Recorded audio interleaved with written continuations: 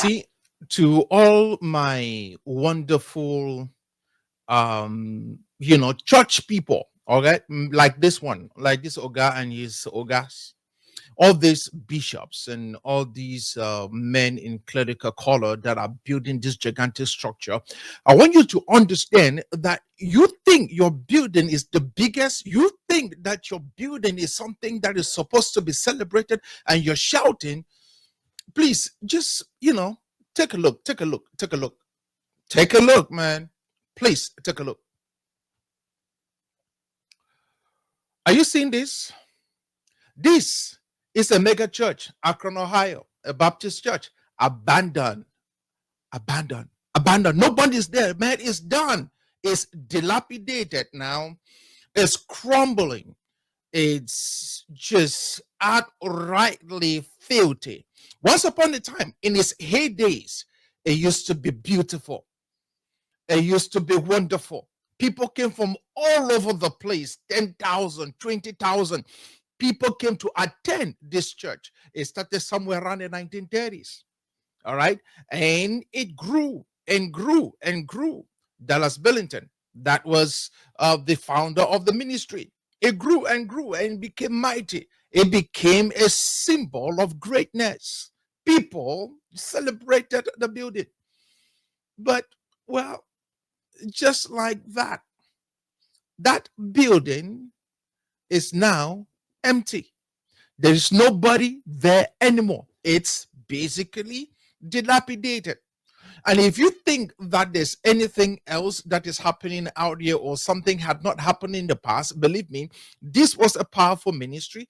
It had all the perks. Great things were happening out here. People were celebrating. They're like, we've built something so mighty, something so great. But look at the building now. Look at it. Just tell me, what do you think?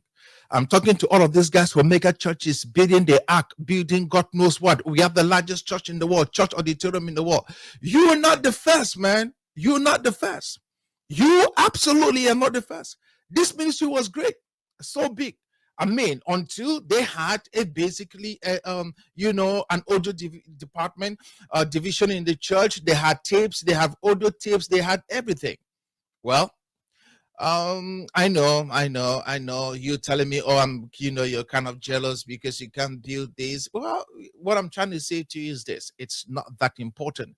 Sister of you guys, church. Okay, go ahead. Let me tell you what the Lord told me. I will never build what I will not use. I hate waste. So we're entering the ark with 3 full-field services. November 29, 2025, 10 a.m. is a reality. The ark that he built shall be dedicated to him. And we are entering that place with 3 fully filled services. Every seat will be taken. This will become an overflow. As your passion for soul catches fire, it shall be said, so shall it be. This church will explode and grow this year. We are entering the ark come 29th of November. All right. So since, we have this culture on the African continent, which in more ways, as a Pan-African, I kind of like it, because I think it's good. But since I'm not a senior citizen, all right, let me allow another senior citizen to respond to this matter. I think we need that. Let's go. We are no longer having shame. That's why sin and Satan is thriving in the church. We have become so stubborn that we are not even prepared to take correction. How many members are taking correction from their pastors today? Why? He's a big man. He has money. If they rebuke him, he will withdraw his money from the church. If they rebuke him, his fat tithe being withdrawn will affect the church. Carry your tithe away. Carry your tithe away. If we rebuke him, the church building project may be altered. Did God send you to be building church? Those are second things. Did he call your mission church building? It's people building we are called to do. Building won't go to heaven. It is people that will go to heaven. Let's get back on our track. Let's get back. I'm pleading, admonishing, challenging pastors and leaders. Let's get back. People need from us more than what we are giving to them. Let's show them what is right. Let's not entertain evil. Otherwise, the evil will overwhelm them and soon come to erode us from the altar. So Here you have another church also, right? This is a Catholic church somewhere in Detroit, and it's going through the same issues, the same problems, all right? And so these gigantic mega structures are collapsing everywhere. And the reason for that is because we spend too much attention in constructing buildings than building people's lives. Obviously, we become so mighty is this building so that we can be able to get private jets, and then somebody's going to say, oh, the private jet God gave it to me. It's a lie. It's a lie. God did not give you a private jet. Somebody bought the private jet to you, if they did, and the only reason why they gave you that private jet is because they believed that you are walking with God, and so they wanted to connect to the grace you say you carry. So it is deception, laced with deception upon deception. Stop deceiving the rest of us and talking to us as if they say we are highly uneducated, unskilled, unqualified to have functional reasoning. We are not. You are lying, man. You are lying. You are lying. The notion that God gave, look, this is the structures, colossal structures collapsing everywhere. Your mega structure, your gigantic mega structure, how far does this go? All right. These are buildings decaying everywhere. How far does your structure go, man? You tell me. I don't know. You tell me. How far do you think this your gigantic edifice will go? We are celebrating you now, right? A bunch of lunatics are there shouting, Papa, Papa, Papa. Unschooled, untrained, unqualified lunatic. You're training other pastors in this deception, and they'll leave and they'll go somewhere else and they start shouting, Papa, Papa, Papa. We are celebrating ourselves. Oh my gosh. And so nobody can say anything to you, right? Because you're what? You're what? Now I can't hear that. What did you say? From theory, I'm talking from a practitioner's point of view. The person to listen to is the person who has the proof of what he's talking about, not theoretical knowledge, right? I'm not theoretical knowledge. You know, there are some theoretical online people. Nothing on ground. Church is practically empty. Zero. Even those listening to them online, they are not helping them. At least they should have ascended a physical church. Theoreticians, you must run with speed so that you don't become angry when you are left behind.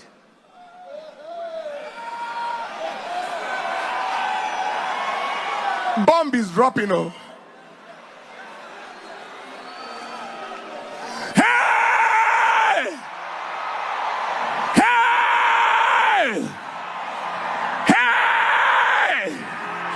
Somebody lift your hand and say, I shall run with speed. I shall run with speed. I shall run with speed. I can't afford the bitterness of the left behind syndrome. Okay, so let me say just like W.R. Nkomoyi of Deeper Life Bible Church. So I got born again in Deeper Life many years ago. So let me respond. I don't know who I'm responding to. I'm just responding to the person making the comment, with a lot of pride and arrogance. All right. Pride and arrogance, making that comment and talking about how proud he is, that he's boasting. Okay. He said he's boasting, just like, I don't know who he was referring. Is that Peter or Paul? It said he was boasting. Say if he boasts in the Lord. So let me address this issue, sir. Man of God, you are not born again. This is not the will of God over your life. This is not what God called you to do. You do not have sanctification over your life. As you can see, you are not even born again. I don't know how you can be talking like this. A child of God who is supposed to be consecrated, who is supposed to be delivered, who is supposed to be a man who is carrying the word of God. You are looking like the wall. You're dressing like the world. You're walking like the world. You're talking like the world. You need to be born again. You need the hand of God over your life. I said it once, I said it, I will say it again. Without holiness, no man can see the Lord. Are you holy? You don't look like you're holy. Oh man, I forgot you're on my deeper life talk. You don't look like you're holy. Well, why am I wasting my time over here trying to?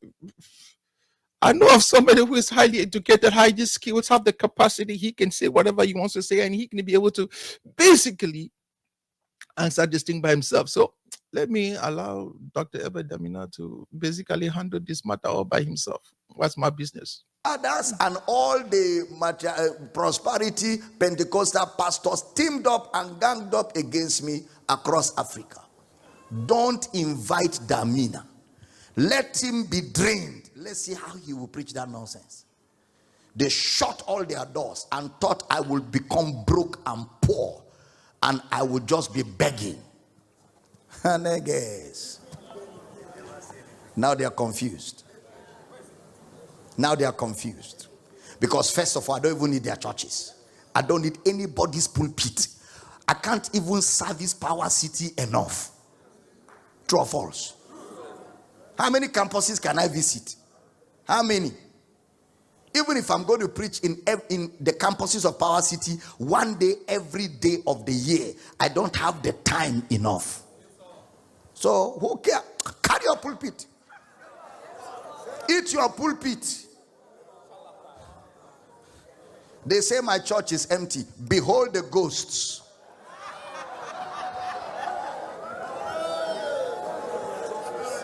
They say I'm just a social media noise maker. No wahala. No be social media. If it's just noise, why are all of you reacting? Since it's noise now, do you react to noise? You are now doing videos. You can hardly preach in your churches without calling Damina. Damina, God punish you. A man of God is preaching, he stopped. Damina, God punish you. And they say he's a social media noise maker. But he has entered their church. They can't preach without calling his name. And they say he's a social media noise maker. This noise must be qualitative noise. Who cares? Who want your? I don't want your pulpit. Is this not a pulpit?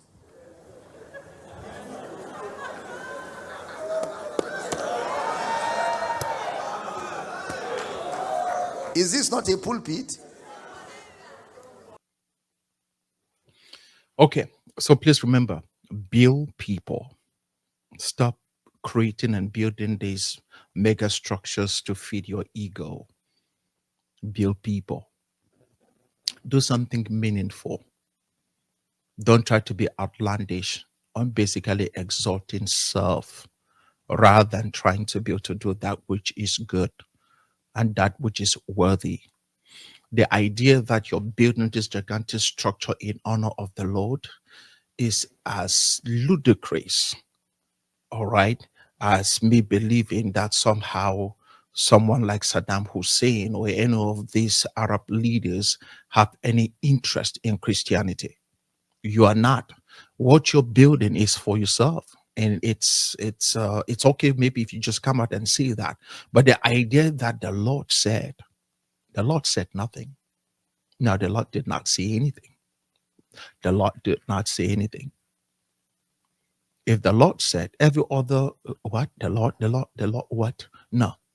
All others were this gigantic mega structure saying, the Lord said we are building this, trying to build people's life, man. We need factories. We need some kind of fun. Okay, for small to medium-sized enterprises, we need people to create microfinance companies so that we can be able to energize young people whom have believed in the gospel that you have preached, and yet they're sitting in your churches doing nothing. Nothing. We need to be able to empower young people. All of this money to build this monument to celebrate you, my brother, is the private jet not enough? Is your phantom Rolls Royce not enough? What's wrong with you people, man?